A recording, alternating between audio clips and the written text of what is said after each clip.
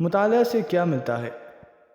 مطالعہ انسان کے لیے اخلاق کا معیار ہے۔ علامہ محمد اقبال۔ بری صحت سے تنہائی اچھی ہے، لیکن تنہائی سے پریشان ہو جانے کا اندیشہ ہے، اس لیے اچھی کتابوں کے مطالعے کی ضرورت ہے۔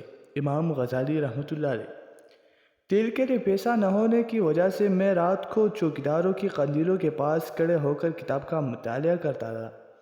حکیم ابو نصر فارابی۔ ورزش سے جسم مضبوط ہوتا ہے اور مطالعہ کی دماغ کے لیے وہی اہمیت ہے جو ورزش کے جسم کے لیے۔ ایڈیسن۔ مطالعے سے انسان کی تکمیل ہوتی ہے۔ بیکن۔ مطالعے کی عادت اختیار کر لینے کا مطلب یہ ہے کہ آپ نے گویا دنیا جہاں کی دکھوں سے بچنے کے لیے ایک محفوظ پناہ گاہ تیار کر لی ہے۔ سمرٹس ماہم۔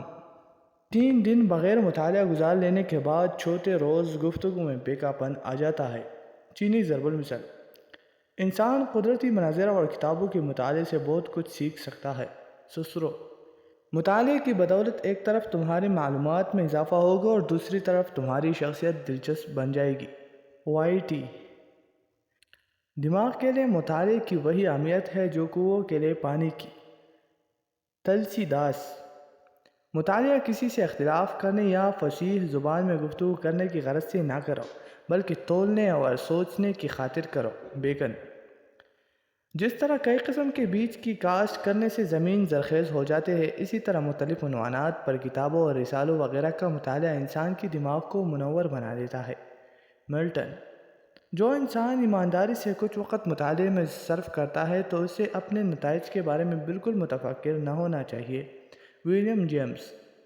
مطالعے سے خلوت میں خوشی، تقریر میں زیبائش، ترتیب و تدوین میں استعداد اور تجربے میں وسعت پیدا ہوتی ہے۔ بیکن۔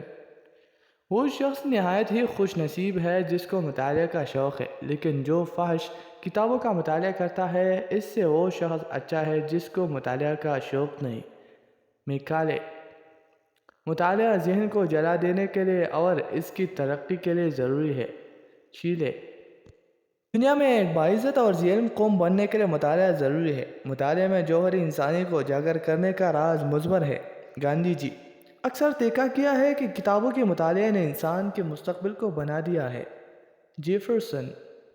تم مطالعہ اس لیے کرو کہ دل و دماغ کو عمدہ خیالات سے معمور کر سکو، نہ کہ اس تماشے کے تیلیہ روپوں سے بر رہو۔ سین کا۔